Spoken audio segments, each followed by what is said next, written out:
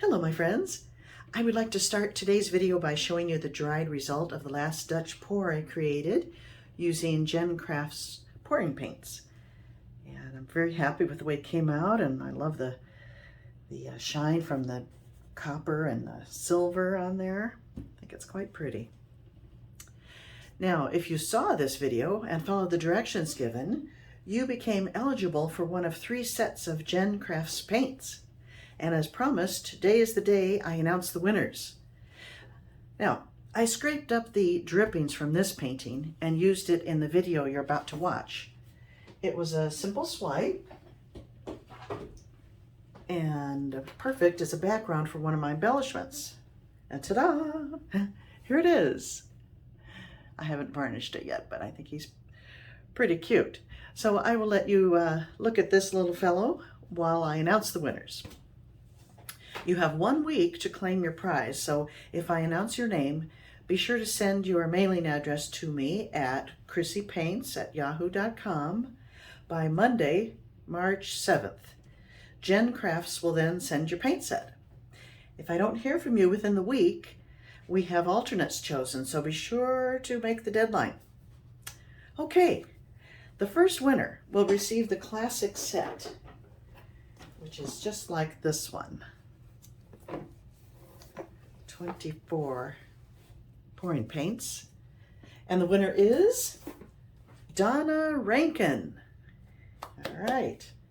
The next winner will receive the neon pouring set. I don't have that one to show you, but I believe it's a 12-piece set. And the winner is Linda Detloff. And last but not least, the following person will receive the metallics pouring set. And the winner is Nancy G. Congratulations, everyone. And remember to email me within the next week to claim your prize. Thanks to all who participated. And as always, thank you for watching my videos, subscribing, sharing, leaving feedback, and all that stuff. I truly appreciate it. And now, let's get to today's video.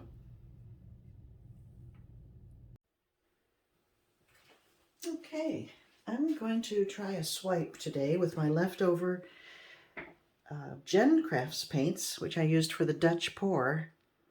And I can't show you the piece because it's still drying, but I scraped up all the paint from the surface, the base coat and the drippings, and mixed together this color, which is very similar to what was the original base coat.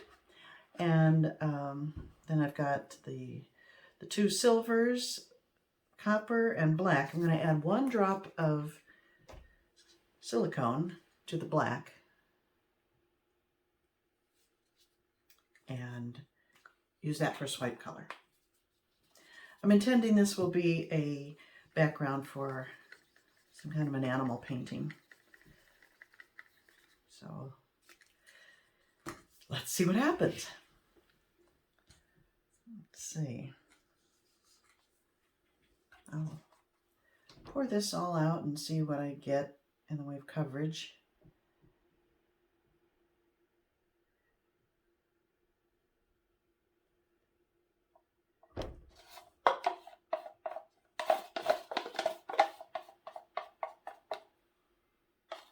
It's significantly darker than the base coat of that Dutch pour, but is that a hair? I can't tell if that's a cat hair or just some paint. No, I think it's paint. It's just paint that wasn't mixed in. All right, move that around. There's a chunk of something I do need to fish out. Oh yeah, that will never do. Can't have that.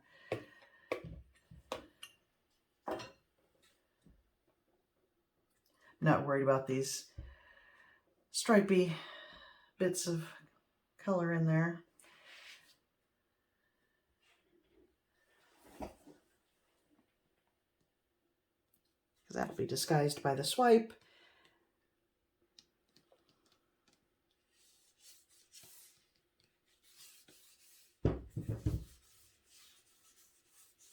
Okay, giving the edges a bit of coverage, but I can come back and fill those in.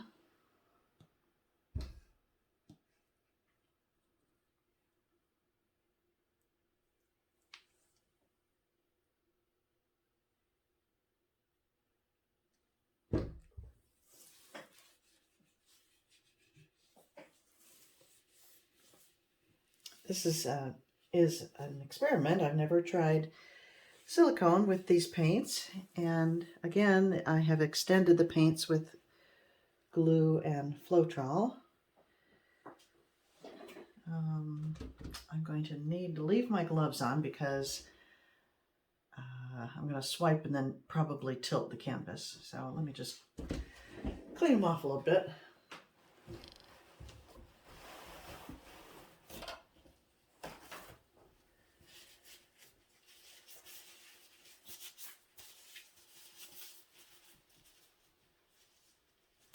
Okay.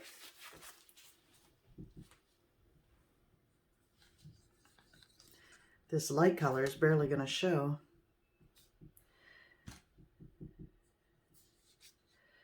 All right, here we go. I'll just apply it like this.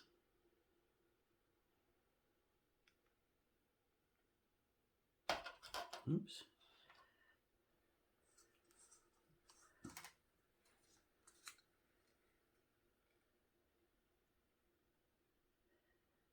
Well, I guess there's enough contrast.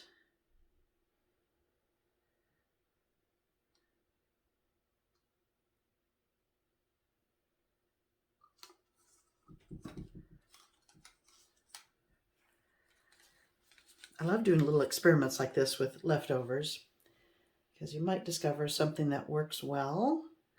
And if not, you always learn something, even if it's not a success. What not to do is just as important as what to do. Okay, let's see. Now I've got the black with the silicone. I'm just going to tilt this around a little bit.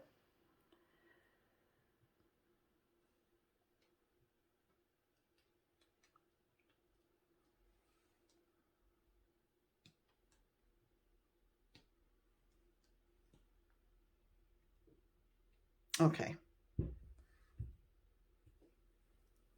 And now black with silicone. I'll just apply it up here and swipe it down and then tilt the whole thing. And stir. I'd stirred it, but let me give it another good stir.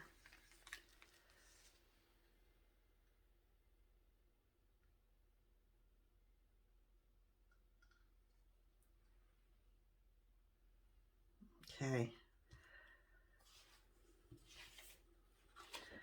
This is a piece of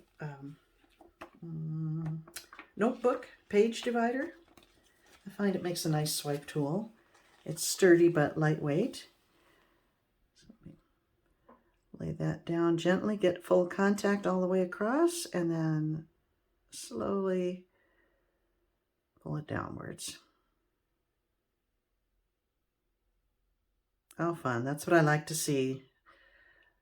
An abundance of tiny little cells.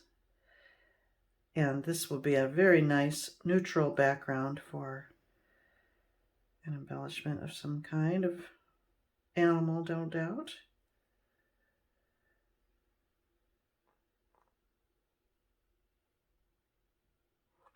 Oh, I always hold my breath when doing that. I don't know that I want to tilt it. I rather like the way it looks right now. I'm not bothered by this stripe of black. I think it would be too plain if I tilt it off. That kind of gives it a nice grounding, the dark area there. Look at these wonderful shapes. Yeah, I'm very happy with it. For the purposes, I could do a giraffe on here, or another elephant, or who knows.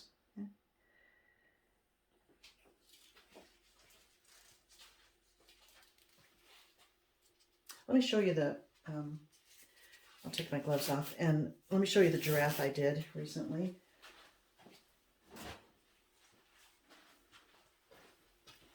I did the same type of background. This was with a different type of ready-to-pour paints. And I kind of used the, I swiped from the middle on this one, up and down. And then I used the lines of the cells to create these trees. And then the swipe area became the foliage. And I'm pretty pleased with it. So that's what I'm kind of thinking for this one as well.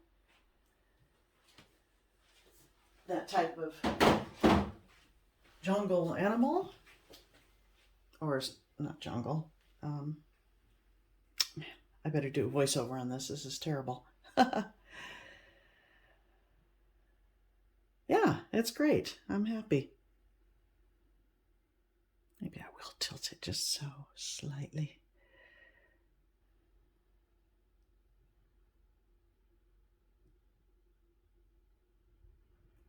No, I'm going to leave it.